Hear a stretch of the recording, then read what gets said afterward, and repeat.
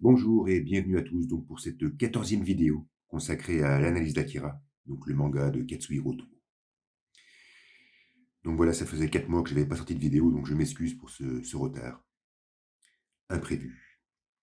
Donc en fait, cette partie va donc se consacrer des épisodes 105 au 112, qui sont donc sortis dans Young Magazine, ou en gros donc ce qui représente la partie centrale du 6e tome de luxe du manga. Ok. Donc petite parenthèse, je m'excuse pour la qualité du son de la vidéo. En fait, j'ai fait une erreur de paramétrage au moment de l'enregistrement, donc je m'en suis rendu compte après l'enregistrement.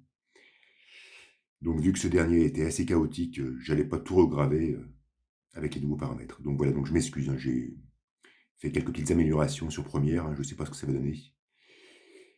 En tout cas, c'est audible, hein, et bien sûr, je rappelle que les sous-titres, hein, sont aussi disponibles, d'après donc les écrits originaux, avec donc les traductions en espagnol et anglais et japonais. Donc pour la vidéo antérieure, on s'était donc arrêté après donc l'attaque de l'armée américaine donc sur Neo-Tokyo. Et donc Tetsuo et Kei, on va dire, avaient terminé un peu leur petit combat. Et Kaneda avait foutu un violent coup de crosse sur Tetsuo, qui s'était écrasé à terre. Et après, donc, on avait vu l'amiral qui jouissait de bonheur lorsqu'il apprit que Floyd, donc son satellite militaire, était sur la bonne orbite. C'est le 4 septembre 1989 que sort l'épisode 105 dans les planches de Young Magazine, avec une page titre qui duplique parfaitement la dernière vignette du chapitre antérieur, le satellite militaire américain Floyd.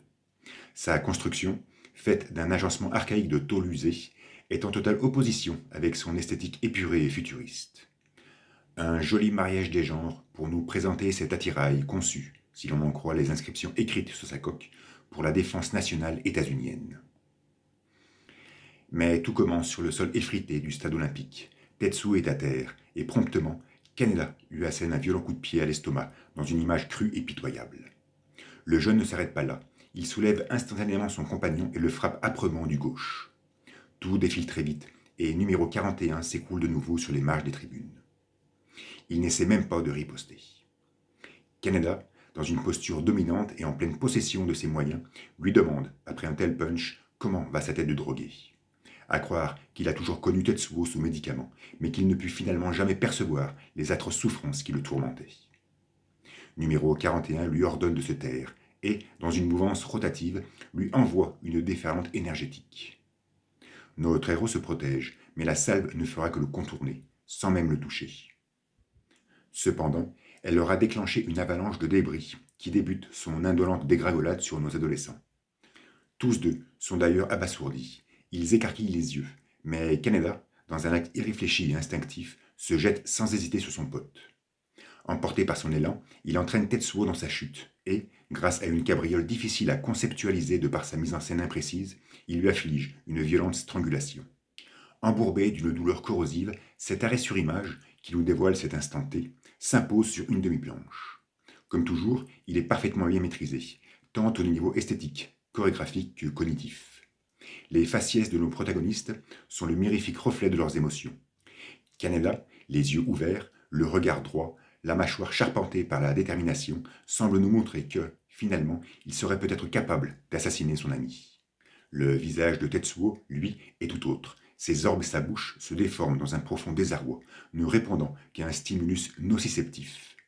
Son pied gauche, tout comme sa main d'ailleurs, est victime d'une crispation convulsive qui marque clairement l'instantanéité de cette violence théâtrale. A contrario, les poings de Kaneda s'affirment dans une mélodieuse pression et ne fait qu'enjoliver la vivacité et l'intentionnalité de son geste. Immobilisés à jamais, comme pour souligner leur inséparabilité, la force de Coriolis se fait perceptible autour de nos deux impubères, mais semble pourtant être incapable de les séparer, comme si l'énergie de leur amitié était finalement trop intense, trop magnétisante.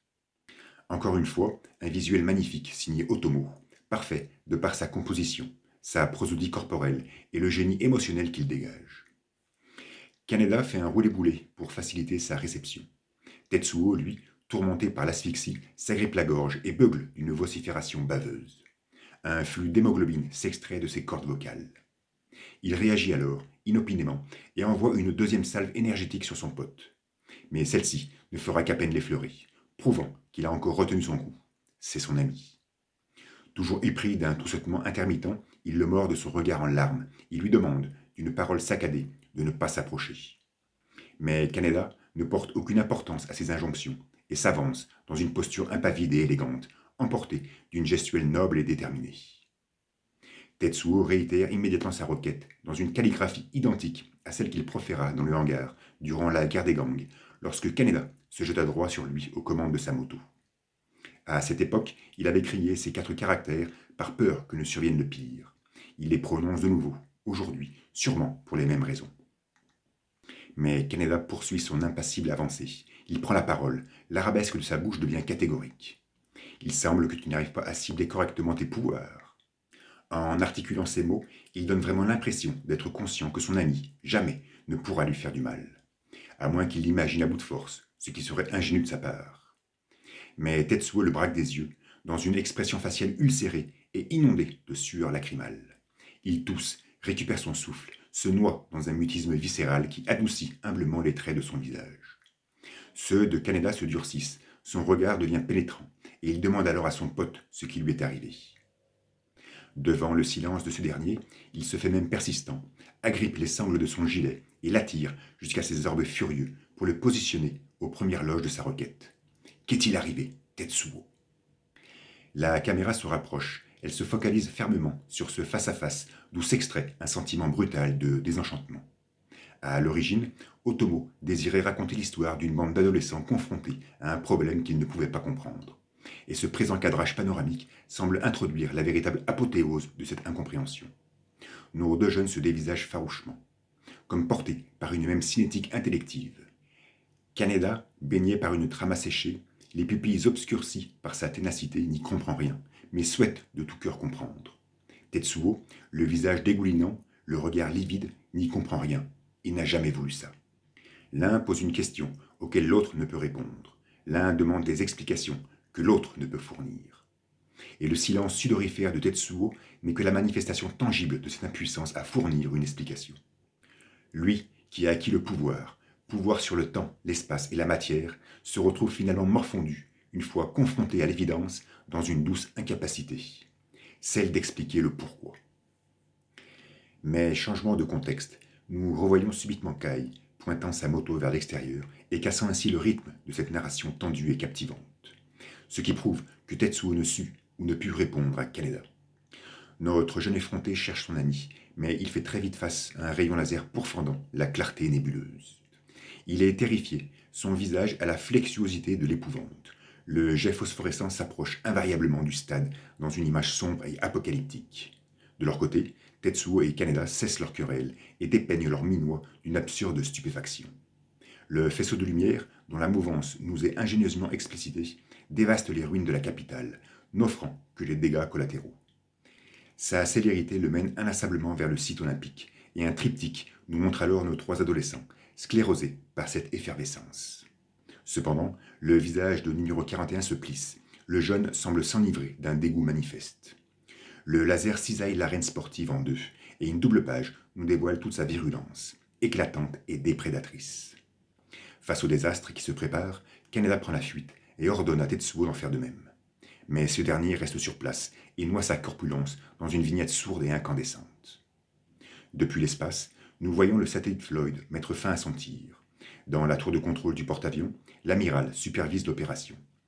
Il veut s'assurer que la 2e salve sera la bonne et qu'il parviendra à l'éliminer. Il ne fait aucun doute que sa cible prioritaire est Akira et qu'il sait parfaitement où il se trouve, sur le site olympique. Cette géolocalisation précise ne put lui avoir été fournie que par ses soldats partis sur le terrain. Ce qui atteste donc que le chef suprême de l'armée américaine a envoyé ses jeunes compatriotes dans l'unique but de servir de GPS aux satellites militaires, afin que ses tirs soient les plus exacts possibles. Ou, pour parler plus sobrement, il a tout simplement jeté ses hommes au fourneau, en toute connaissance de cause, et sans en éprouver le moindre remords. Le succès de l'opération justifiera les pertes. Sous la masse nuageuse décousue, Tetsuo lévite dans un marasme de béton dilacéré. Il pousse un cri virulent, et à son dégoût manifeste s'ajoute une colère évidente. Il quitte la surface terrestre, embarquant avec lui d'énormes blocs de rochers par-delà la troposphère. Au porte-avions, un officier demande à l'amiral si l'objectif de la seconde salve reste le stade olympique. Le militaire, enveloppé par une enivrante folie, lui ordonne d'élargir la cible à tout Néo-Tokyo. Il veut plonger la capitale sous l'océan Pacifique. La baie de Tokyo se trouvant sur une plaque continentale, cela risque d'être compliqué. Et Floyd amorce son second tir. Le laser pourfend l'espace, entre en collision avec ses blocs de rochers guidés par numéro 41.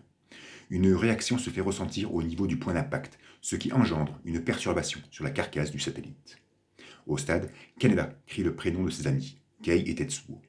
Emporté par son impulsivité, il défoule sa colère sur les cieux et remarque soudainement Akira, en haut des marches de l'escalier.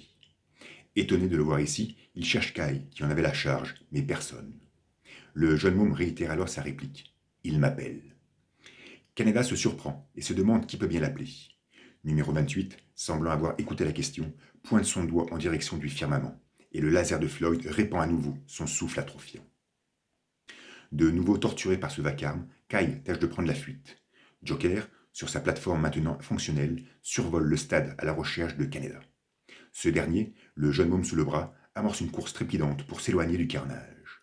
Il est alors coincé par une fracture nette des tribunes et se retrouve dans un cul-de-sac, avec derrière lui l'avancée dévastatrice du rayon spatial. Mais le clown pointe in extremis son engin, et notre adolescent s'élance sur lui, sans réfléchir.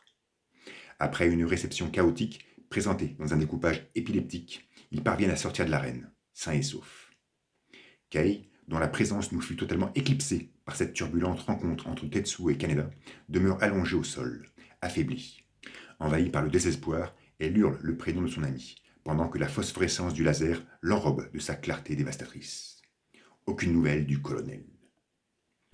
Mais l'avancée du rayon cesse brutalement, et une vue cosmique, anormalement lumineuse, nous montre Floyd en proie aux explosions. Il est indiscutable que cette soudaine déflagration de l'engin spatial est due à une raison externe, que nous pourrions appeler numéro 41. Donc, de deux choses l'une. Soit Tetsuo a détruit le satellite américain, et son laser s'est arrêté net, comme par hasard, au niveau de Kei, afin de générer tension et suspense au sein du récit. Soit Tetsuo s'est dépêché de pulvériser au plus vite cet engin militaire pour que son rayon ne puisse éliminer Kei, et ainsi lui sauver la vie. À vous de voir. Bref, la déflagration de Floyd poursuit son chemin, et de son agencement archaïque de tôle usée s'extirpent quelques faisceaux de laser qui viennent percuter Néo-Tokyo. Le monastère de Miyako est même touché de plein fouet. Donc là aussi, de deux choses l'une. Soit parmi ces quelques jets, qui télescopent aléatoirement la ville, quelques-uns heurtent, comme par hasard, l'édifice religieux, soit que, parmi tous ces jets hypothétiques, Tetsuo tâche d'en guider une paire, afin qu'elle frappe intentionnellement le temple de la vieille. À vous de voir. Bref, la tour principale est touchée, elle s'effondre même. À l'intérieur, c'est la panique. La prêtresse ne souhaite qu'une seule chose, que Masaru et Kyoko ne meurent pas, démontrant encore une fois que leur présence est indispensable à l'exécution de son plan. Numéro 19 ne mentionne à aucun moment Kei, une autre de ses pièces maîtresses. Preuve que la jeune femme est bien en vie et n'a nullement succombé au tir du satellite. Au centre de contrôle du porte-avions, les appareils électroniques explosent. Plus rien ne peut être piloté depuis le navire. L'amiral étale sa colère, ordonnant à ses hommes de résoudre l'avarie. Mais le problème est plus grave que prévu. Floyd a quitté son orbite et se dirige droit sur la Terre.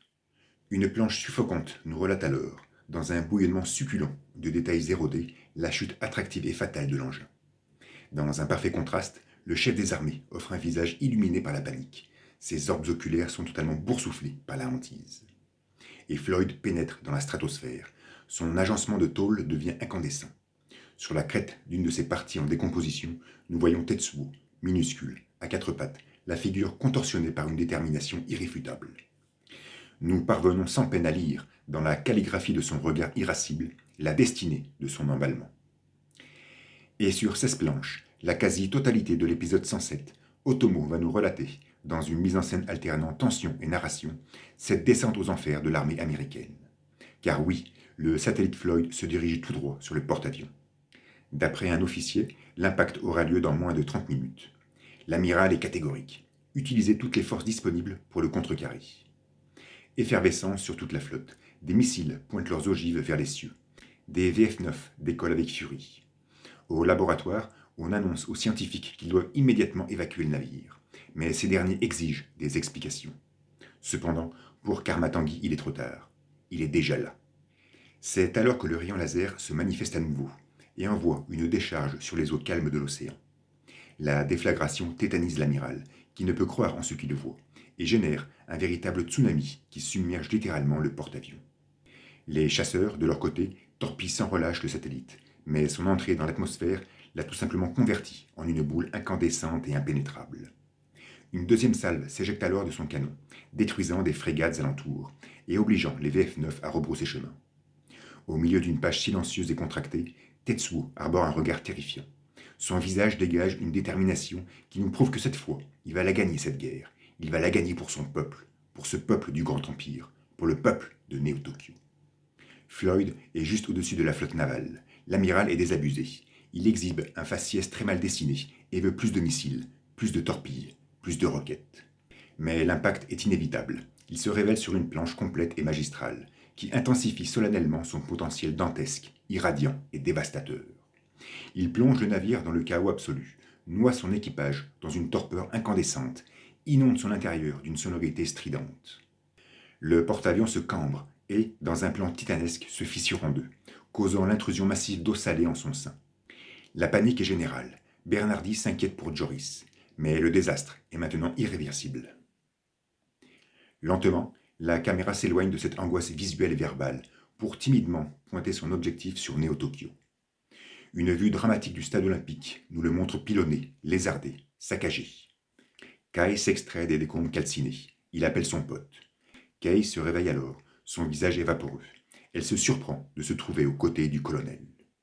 Ce dernier, profondément exténué, lui confesse que dans la tourmente, il parvint à la mettre à l'abri. Il lui avouera même qu'il était persuadé qu'ils allaient mourir ensemble. Mais l'attaque s'est arrêtée.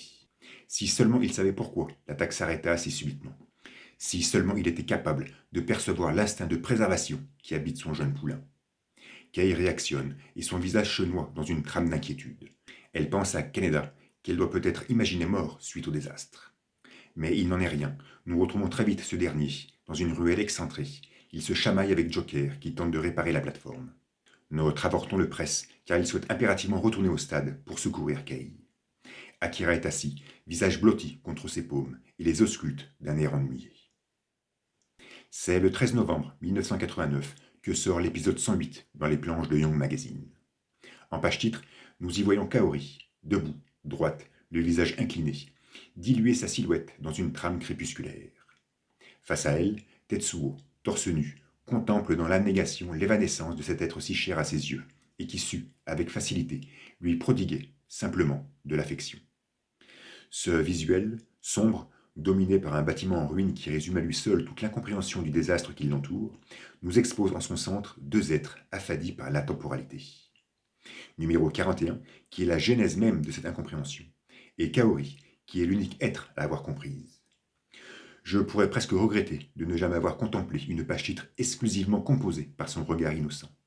Cependant, celle-ci, grâce à son clair-obscur judicieux, parvient à nous démontrer sans remords son intrinsèque sublimité.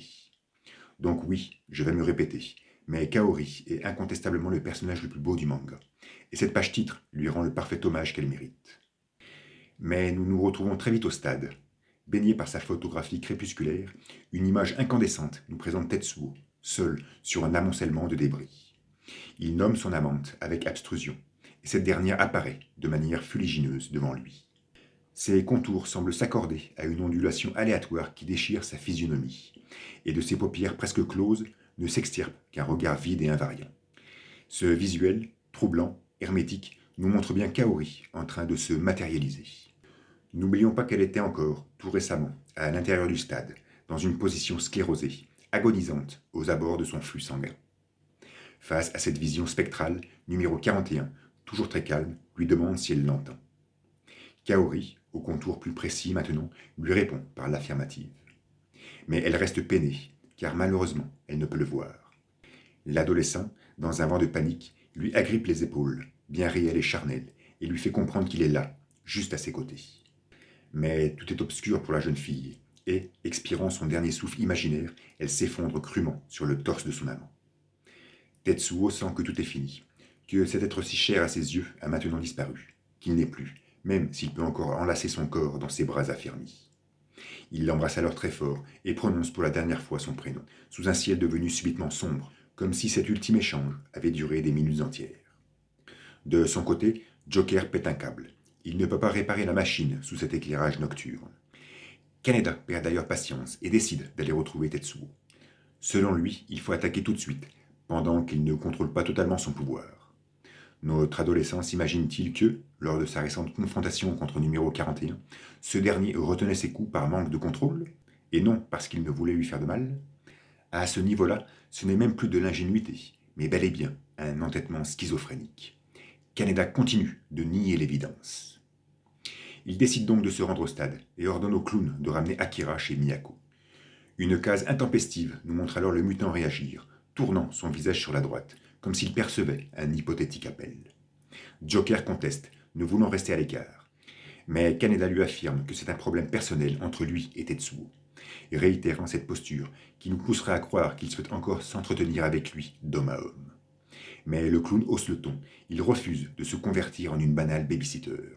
Il désosse brutalement son engin et déclare qu'il viendra avec lui. Pendant ce temps, Akira se dresse, pointant toujours son anatomie sur cet horizon incertain, et commence une marche hypnotique. Son absence totale de regard nous laisserait supposer qu'il n'y a aucun vacillement dans sa démarche, aucune ambiguïté dans sa destination. Kaneda l'interpelle, mais le mutant maintient son allure, langoureusement. Notre jeune décide alors de le suivre. D'un geste vivace, Joker soutire la mitraillette de son engin et court prestement jusqu'à eux. Pendant ce temps, Tetsuo se ferait un chemin sur les décombres poussiéreux. Il porte Kaori dans ses bras. L'obscurité de l'environnement rend leur corpulence resplendissante et aphone. Il s'éloigne du stade olympique, derrière lequel se dresse une masse nuageuse, digne d'une prochaine tourmente. Sous la pénombre d'un édifice en ruine, Ryu observe la scène. Son regard suit la démarche imperturbable du jeune homme qui défile en direction de l'ancienne base militaire. Cette dernière s'expose dans son cadrage le plus connu, mais sous un contraste inquiétant, telle une allégorie de l'éternel retour. Au temple de Miyako, les dégâts sont considérables. L'architecture du bâtiment est très endommagée. Les victimes se comptent par centaines. C'est dans un hall rempli de sang et de cadavres que la prêtresse vient faire l'état des lieux. Elle ordonne à ses moines de ne s'occuper que des vivants. Elle rejoint ensuite les deux autres mutants dans une pièce à part. Kyoko semble être très mal en point. Elle est reliée par des électrodes à une machinerie complexe, ce qui prouve qu'elle fut très affectée par le récent bombardement américain, mais aussi par les tirs suspects de Floyd. Elle réclame d'ailleurs des médicaments. Malheureusement, l'entrepôt a été détruit et la vieille n'a plus que quelques gélules en sa possession. Dans un panorama convulsif, elle nous démontre sa contrariété, car elle sait pertinemment que ce sera trop peu pour mener une nouvelle attaque. Elle prend contact avec Kei. Et nous revoyons cette dernière, assise sur les ruines du stade, aux côtés du colonel. Elle entre en connexion et se met à parler toute seule. Le militaire reste pantois. Kei demande alors où se trouve Tetsuo. Nous n'entendons pas la réplique de numéro 19, mais elle offre un faciès angoissé en l'écoutant. Au temple, la prêtresse lui annonce que le temps leur est compté, à cause d'une pénurie de stupéfiants. Kei s'interroge ensuite sur Akira. Une vignette ombragée, nous montrant le mutant, accompagné des deux adolescents discutant, énonce explicitement la réponse. La jeune femme s'inquiète. Si Kaneda est proche d'Akira, c'est qu'il est en danger. Mais la vieille lui fait clairement comprendre que peu importe qui est là, au moment venu, elle ne devra pas hésiter. Kei acquiesce et se déconnecte de la conversation. Elle sursaute de retrouver subitement le colonel face à elle. Ce dernier prétend avoir toujours su qu'elle avait ça en elle. Évident, il se trouvait quand même aux premières loges lorsque Kyoko la manipulait à sa guise dans son QG. Il l'interroge alors sur les mutants. Ils vont bien. Il prend des nouvelles d'Akira. Pour l'instant, c'est stable. Et, sous un regard plus troublant, il lui demande pour Tetsuo. Incroyable. Le colonel ne vient pas de nommer son jeune poulain numéro 41. Je ne sais pas pourquoi cela me perturbe, car le militaire l'interpella à maintes reprises par son prénom, notamment dans le QG ou dans les souterrains, avant l'éveil d'Akira. Mais il le faisait en général lors d'altercations musclées, lors de face-à-face explicites, ou durant des moments de tension évidente entre nos deux protagonistes. Sinon, au quotidien, au travers d'élocutions neutres ou lorsqu'il le mentionnait à un tiers, toujours il prononça le numéro. Et à cet instant, alors qu'il parle de lui à la troisième personne, il emploie les idéogrammes, et ça me perturbe. J'y ressens ici une profonde abnégation de la part du militaire, comme s'il avait décidé de cesser toute intervention contre l'adolescent, comme s'il venait de se défaire de toute responsabilité envers ce dernier. ou plus simplement, le colonel vient de jeter l'éponge. Donc il lui demande pour Tetsuo.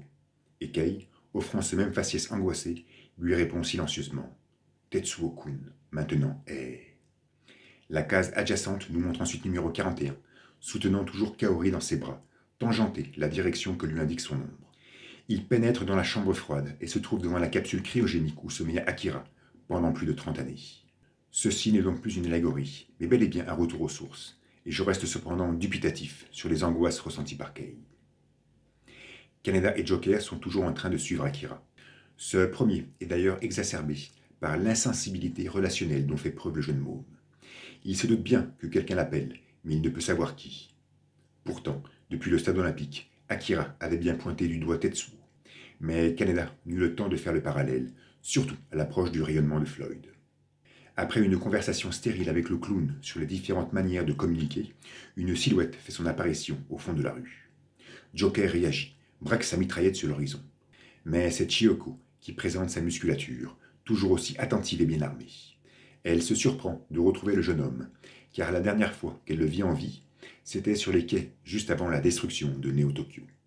Notre adolescent se réjouit de la voir en pleine forme, car pour lui, elle était dans un état comateux grave.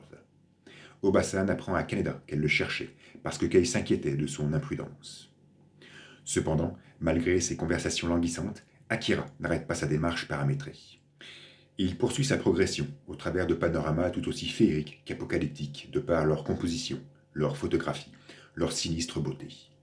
Il passe devant le stade olympique, mais le jeune môme continue d'avancer, pour finalement pénétrer au cœur de l'ancienne base militaire. Décidément, notre mutant perçoit parfaitement les appels de numéro 41. Pendant ce temps, au large des côtes, une flopée de canoës récupère les survivants du récent désastre vécu par la flotte américaine suite à la chute du satellite. Tous sont rapatriés jusqu'à des frégates avoisinantes, dans une succession de cadrages sombres et oppressants. Non loin, le porte-avions poursuit sa descente aux enfers, sous le regard consterné de Mike et Bernardi, qui nous fait subtilement comprendre que l'amiral, le haut chef des armées, resta à l'intérieur du navire, afin de suivre sa même destinée. Au monastère, Miyako a rassemblé ses meilleurs disciples, à vrai dire les seuls rescapés, vu que pas mal d'entre eux ont trouvé la mort durant la destruction. Elle est parfaitement consciente qu'ils n'ont pas un pouvoir équivalent à celui des mutants, mais ils savent l'utiliser. Ces moines serviront de bouclier à numéro 25 et 27. Ils ont été entraînés pour ça. Les deux enfants, toujours très silencieux et attentifs, se surprennent. Et sur une succession de cadrages panoramiques, le visage de Miyako se contracte, se crispe. Elle annonce que la mission de ses disciples va au-delà de la mort et qu'elle leur a déjà présenté ses condoléances les plus sincères. La vieille est donc parfaitement consciente de ce qu'il va se produire. Elle envoie clairement ses adeptes au fourneau et stipule même qu'elle les a entraînés pour ça. Au final, après une simple remémoration, on voit que numéro 19 envoya bon nombre de personnes au fourneau, en toute connaissance de cause. Sakaki et ses consoeurs, on pourrait presque dire Nezu, Kei, ses meilleurs élèves. Cela me fait involontairement penser à la phrase qu'énonça l'amiral aux scientifiques sous un air autoritaire. Le succès justifiera les pertes. On a l'impression que Miyako fonctionne avec la même logique. Les Américains souhaitaient éliminer Akira. Ce fut un échec absolu, et les pertes furent énormes. Du côté de la prêtresse, les pertes sont déjà colossales. Et quel sera son succès? Mais surtout, quel succès cherche-t-elle? Cette dernière prétend vouloir utiliser l'énergie de Tetsuo pour porter un coup fatal sur Akira. Mais ceci ne peut être certain. Dans le passé, elle fit tout pour réveiller numéro 28. Elle sacrifia même Nezu pour ça. Ensuite, elle fit tout pour récupérer le mutant. Elle sacrifia Sakaki, Mozu et Miki pour ça. Maintenant, elle devrait sacrifier Kei et ses meilleurs disciples pour éliminer Akira? Cela n'a aucun sens. De plus, il ne faut surtout pas l'oublier. Ce sont ses propres dires. Mais Miyako fut conçue pour ouvrir la voie au numéro 20. Ceci est dans ses gènes. Cette mission se trouve greffée au cœur même de ses chromosomes. Le succès qu'elle recherche donc va au-delà du numéro 20. Peut-être dans sa continuité, peut-être dans son prolongement, ou pourquoi pas dans sa consécration. Si les Américains sont prêts à sacrifier des centaines de personnes pour en éliminer qu'une seule, comme l'exige la tradition hollywoodienne, on pourrait presque dire que c'est leur problème. Mais Miyako n'est pas comme ça. Elle ne répond pas à cette logique. Jadis, alors qu'elle avait à peine 10 ans, elle mourut pour accomplir sa mission. Et ce fut un succès. Les numéros 20 virent le jour. Aujourd'hui, elle est prête à sacrifier la vie de ses disciples, celle de sa fille adoptive Kei, et sûrement la sienne propre, pour s'octroyer d'un deuxième succès. Mais lequel? L'environnement s'éclaircit alors subitement. Un plan séquence nous montre les moines prendre place autour du lit de Kyoko et du fauteuil de Masaru. Cette première n'a d'ailleurs plus ses électrodes sur le front. Oubli de la part d'Otomo, ou fut-elle réellement déconnectée pour mener à bien sa mission? Bref, tous sont en position de méditation. La vieille est toujours debout et confirme la mise en place de ce bouclier. Elle s'agenouille ensuite, difficilement, dépose sa canne face à elle et conforme son corps dans un maintien identique à celui de ses disciples. Numéros 25 et 27 dévisagent le fractionnement de sa gestuelle. Au stade, Kai réagit. Elle regarde le colonel et lui affirme qu'elle doit y aller. Dans la base secrète, nos trois protagonistes continuent de suivre l'avancée inconditionnelle d'Akira. Ils arrivent alors au pied du mont de charge. Joker est interrogatif. Kaneda sourit, cela lui rappelle ses escapades passées. Soudain, une voix résonne des profondeurs, et Ryu fait son entrée en scène. Chiyoko est surprise, et le visage de Kaneda est tout simplement hilarant. L'ancien anarchiste était quand même le principal prétendant de Kei à l'époque, et il est toujours, pour notre héros, son unique rival. Ryu leur révèle alors que Tetsuo se trouve en bas du tunnel, et qu'il portait une fille dans ses bras. Kaneda réagit, et pense tout de suite à Kei. Mais c'est vraiment sous-estimer Ryu, qui affirme que ce devait être une réfugiée qu'il avait comme animal de compagnie.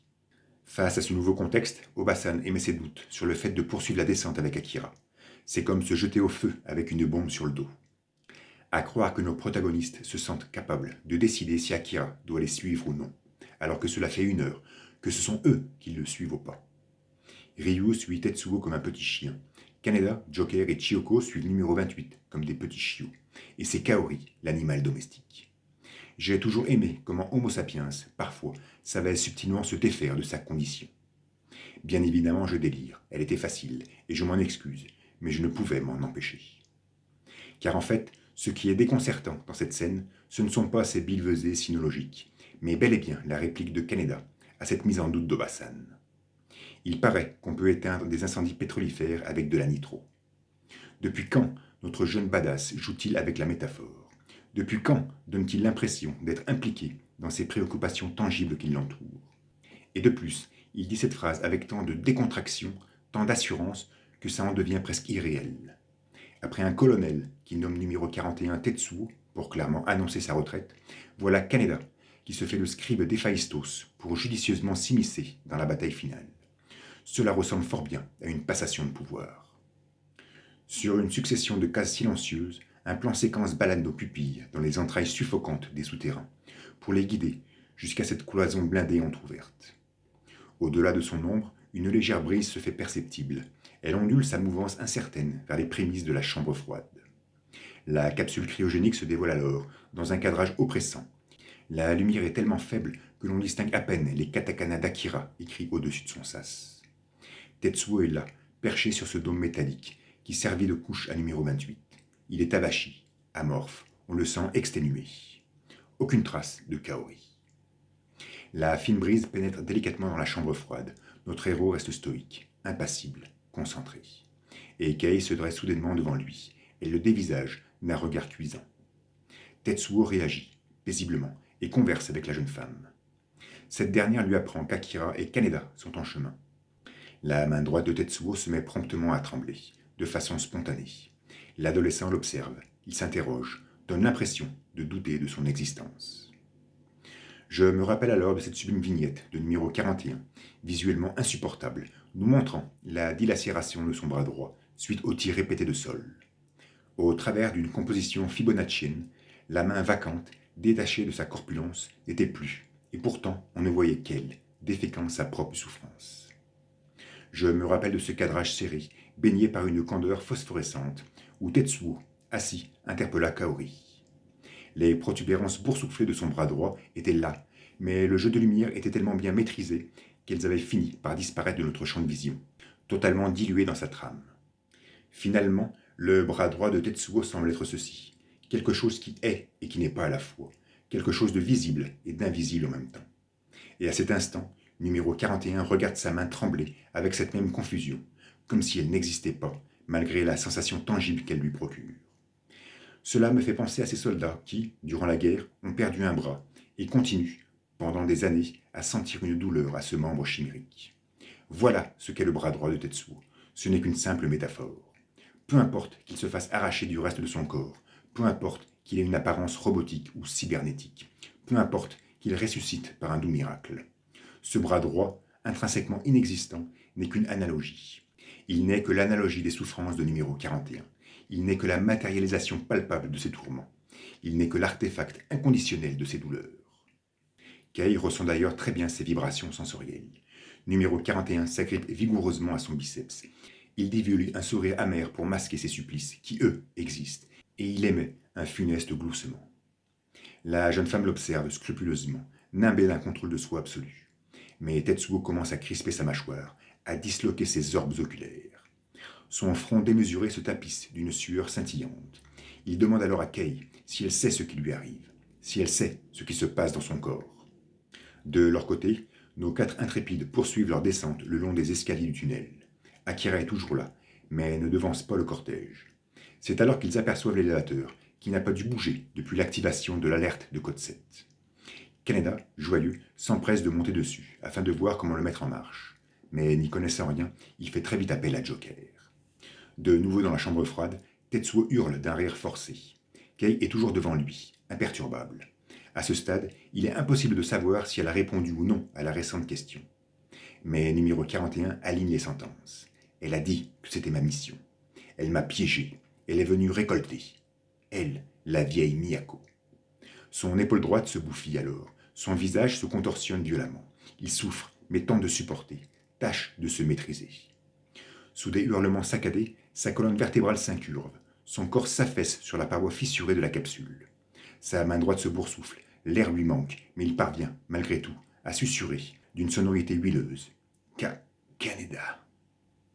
Son corps commence silencieusement à muter. Il beugle de toute sa résistance, et ses pupilles résignées nous prouvent qu'il ne pourra pas tenir longtemps. Alors il endure, et, de sa bouche baveuse et horrifiée, tente de donner une suite à ses palabres. Aide-moi. Au travers de son regard distendu, amplifié par cette monochromatie lumineuse, on sent tout le désespoir du jeune homme. N'ayant plus Kaori à ses côtés pour l'apaiser, il ne reste plus que son meilleur ami pour lui venir en aide. Et l'implorer est devenu sa seule issue, son seul remède, son unique solution. Kei se met rapidement sur le qui-vive, arborant une posture déterminée. Et Tetsuo explose. Sa chair se tumifie, se dilate et fait valdinguer le plafond de la chambre froide. Glacé par ce récent vacarme, Kaneda et Chiyoko s'interrogent, pendant que Joker essaie de mettre en marche la plateforme. Mais il est soudainement surpris par l'éclosion d'artefacts électriques. L'élévateur s'active alors, tout seul, et commence sa descente. Akira amorce quelques pas taciturnes. Ryu l'observe, intrigué. Le jeune môme se positionne au bord du mont de charge. Il nous exhibe un sourire et une joie faciale que jamais nous ne vîmes auparavant. Cela en est presque angoissant. À plusieurs reprises, numéro 28 nous divulgua un visage ou une posture dérangeante lorsqu'il sembla se connecter à Tetsuo. J'omettrai le tête-à-tête dominateur du mutant juste après son réveil, car la surprise de le voir pour la première fois supplanta toute autre émotion. J'omettrai aussi les retrouvailles face à numéro 41, juste après l'éradication de Néo-Tokyo, où il nous présenta ses joues en larmes. Son regard, attristé, était perturbant, mais ne devait plus être corrélé à cette récente manifestation qu'à cette subite connexion avec l'adolescent. Par la suite, après la mise en place du Grand Empire, Akira se montra totalement indifférent au comportement et aux humeurs de Tetsuo. Indifférent lorsque ce dernier s'agenouilla face à lui lors d'une cérémonie populaire. Indifférent lorsque ce dernier se goinfra de gélules pour calmer ses affres, pendant que lui s'amusait à faire léviter des cailloux. Indifférent, assis sur son trône, pendant que ce dernier alimenta son peuple déchu. Indifférent, en train de patauger dans l'eau, pendant que ce dernier hurlait d'agonie pour résister à la tentation. À vrai dire, et j'omets volontairement ce regard embarrassant et horrifique qu'il nous présenta après le premier délire de numéro 41. C'est véritablement à la suite de l'abandon des cachetons par ce dernier qu'Akira nous dévoila toute sa connectivité avec Tetsuo. Durant cet instant, il dénota une posture et un visage qu'on ne lui connaissait pas, et on sentait, invariablement, que quelque chose était en train de changer. Après ça, l'exhibition de son faciès intrigant ne cessa de s'exposer.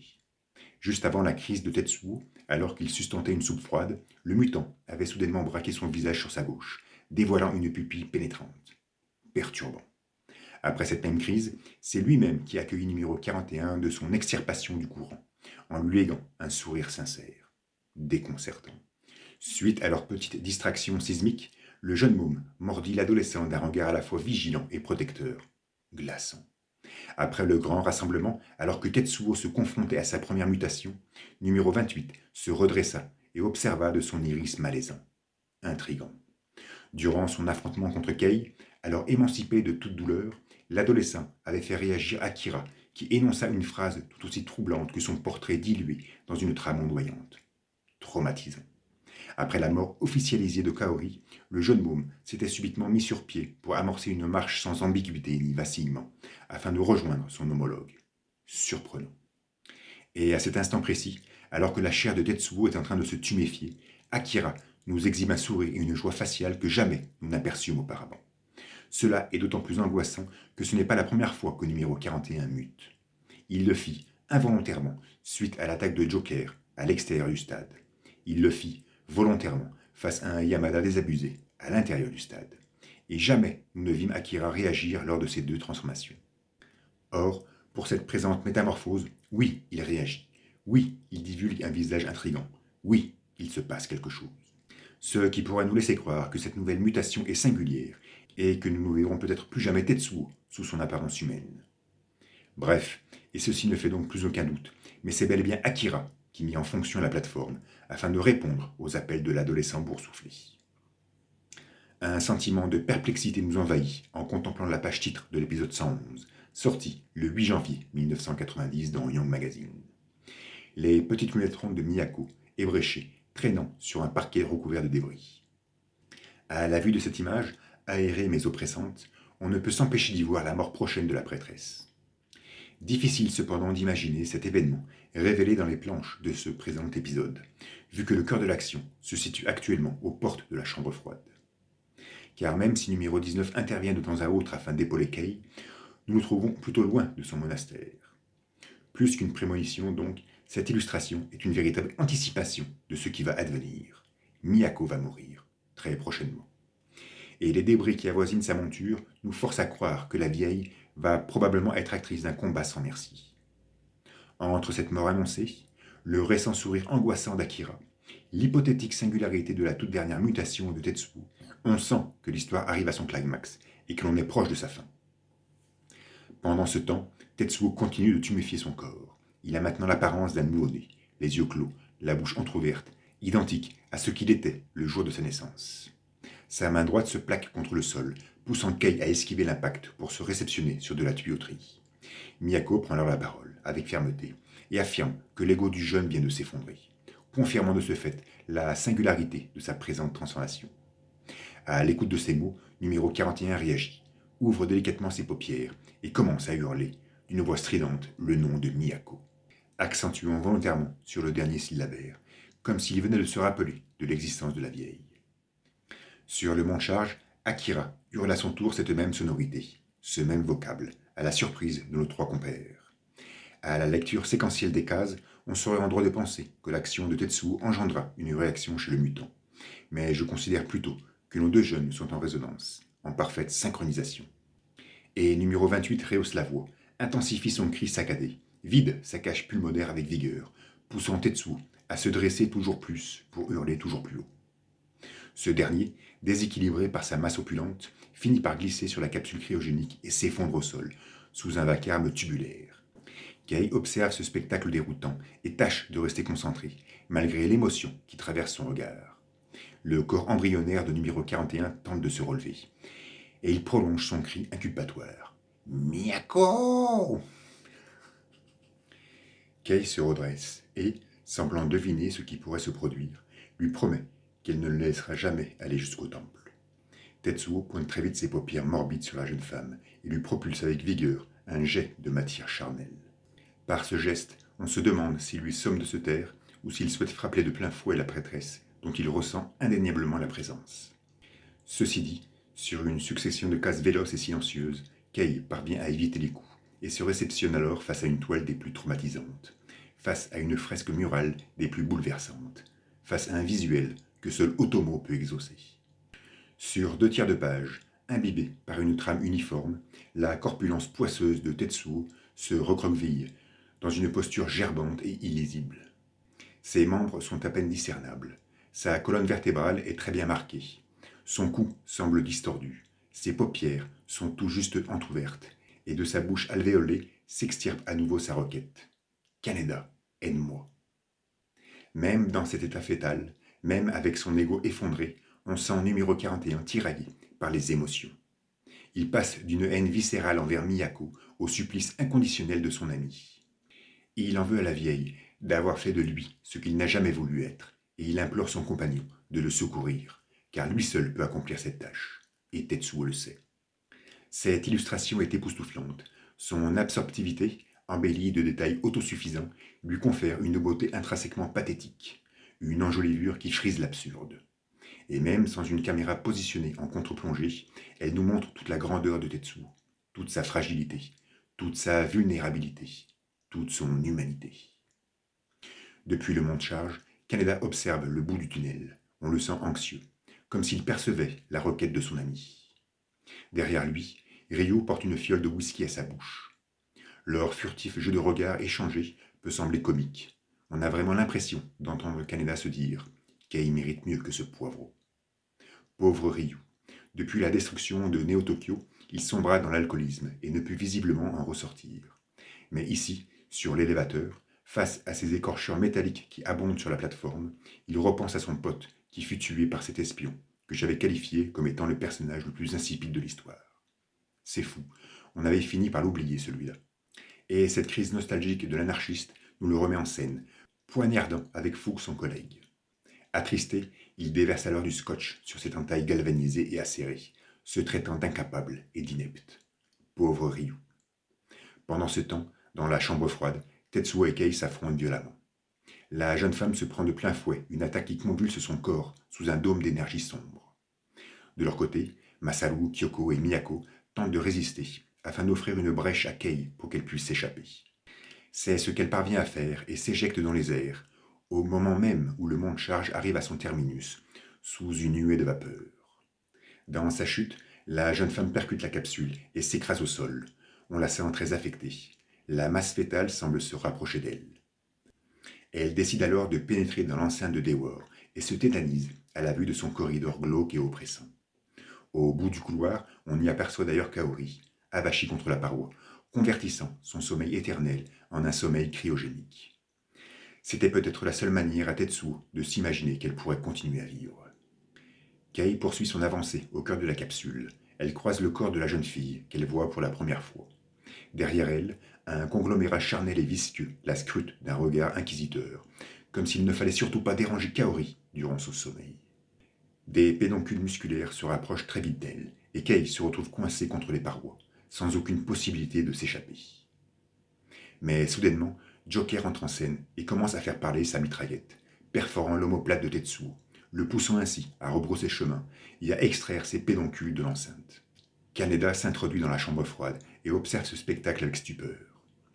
C'est alors qu'Akira se met à crier, dévoilant le visage d'un mioche capricieux qui porte presque à sourire. Ryu et Chiyoko se surprennent et subodorent que la situation peut se compliquer si le jeune mutant reste ici. La première ordonne donc au second de partir avec l'enfant, en n'oubliant pas de lui donner un flingue au cas où.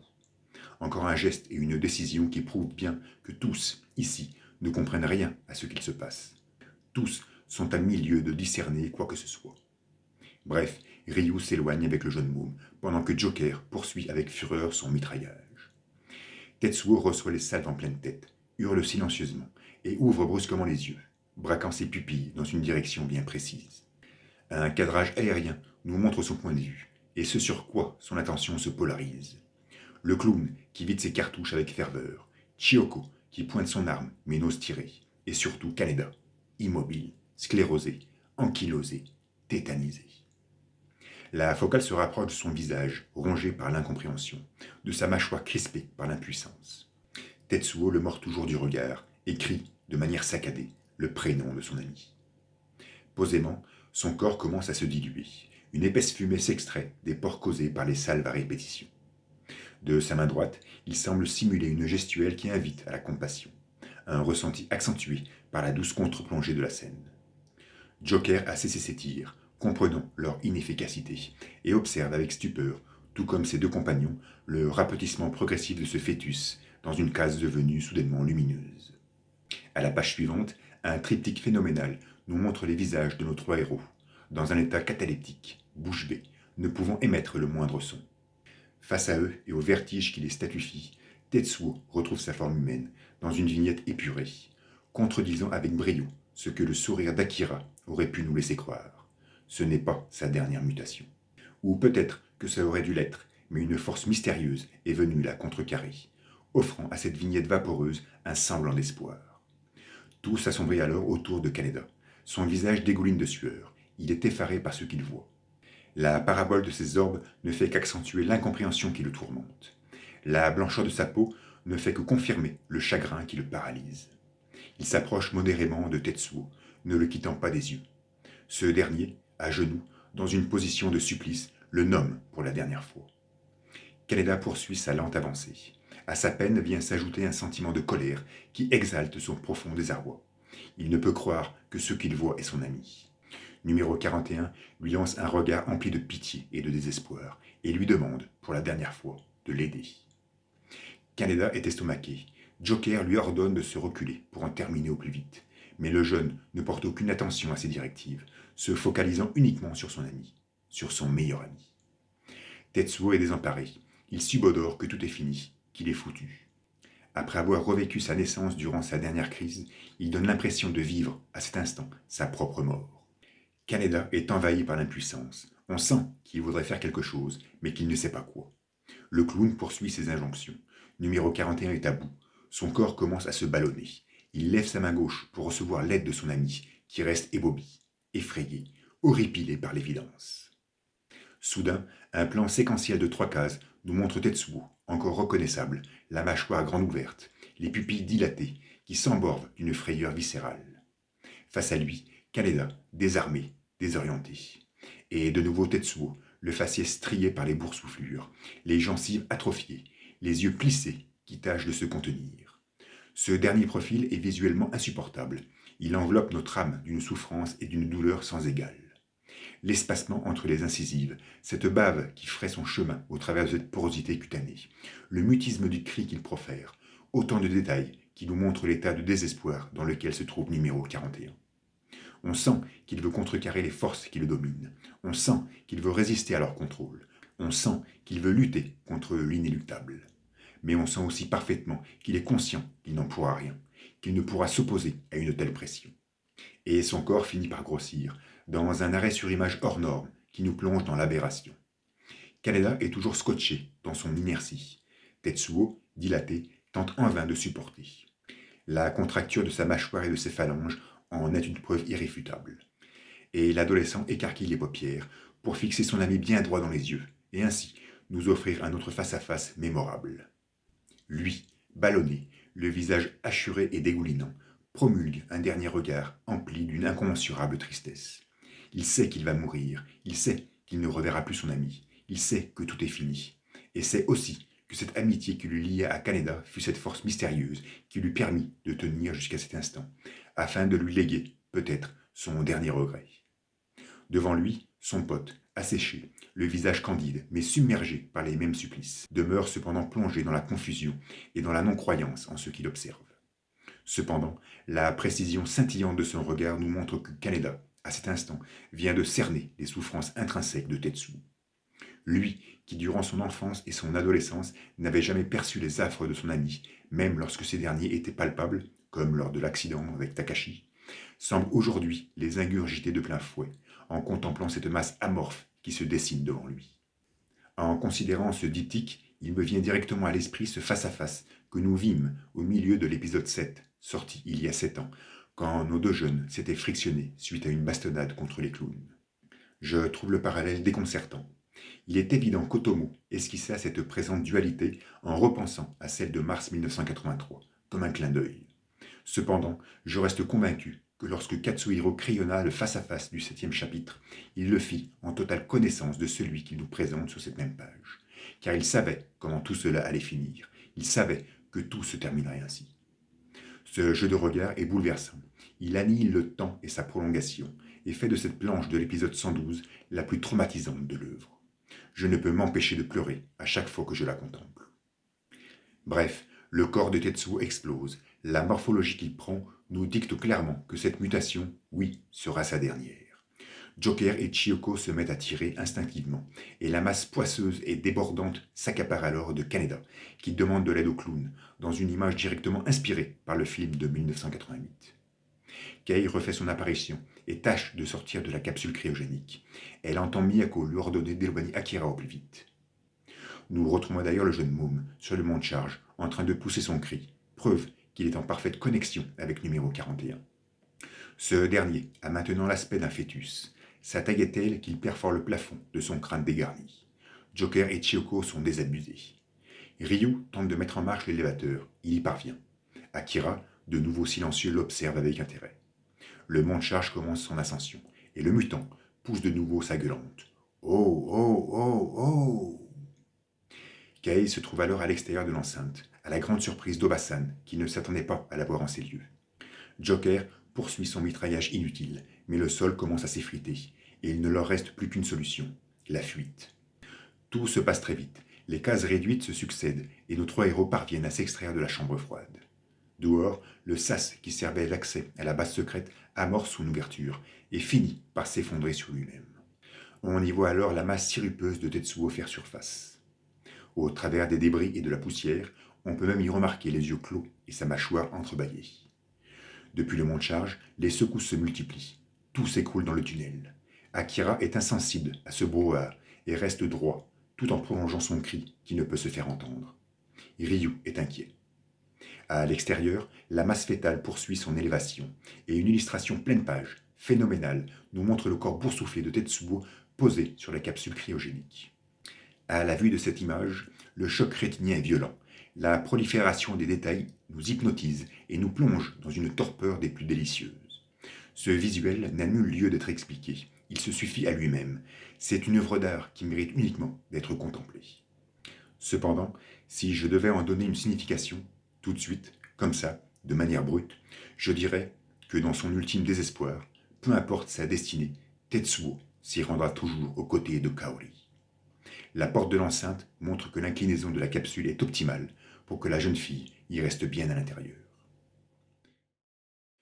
Voilà donc pour cette 14e vidéo consacrée à l'analyse d'Akira. J'espère que ça vous a plu. Je vous remercie infiniment d'avoir suivi jusqu'au bout. Ça a été assez long, hein, près d'une heure. Donc comme d'hab, n'hésitez pas à liker, partager, commenter. Ça fait énormément plaisir. Donc là, vu la densité avec laquelle je suis en train d'écrire en ce moment, là, donc je pense que les 8 derniers épisodes donc, qui restent, hein, d'Akira, et ben, en fait, je vais diviser ça en 2 vidéos. Hein. Voilà, je préfère faire 2 vidéos, on va dire, de 35 minutes plutôt qu'une seule d'une heure et quart. Parce que franchement, une heure d'enregistrement, c'est chaud, quoi. Donc voilà, je pense que je vais donc séparer en deux la fin. Comme ça fera durer le plaisir. Et puis bon, ça permettra voilà, de gérer un peu mieux tout ça, quoi. Voilà. Donc la 15e vidéo, j'espère, arrivera très prochainement. On va lui donner 15 jours, 3 semaines, comme d'habitude. Merci encore d'avoir suivi et je vous remercie infiniment. Ciao, ciao.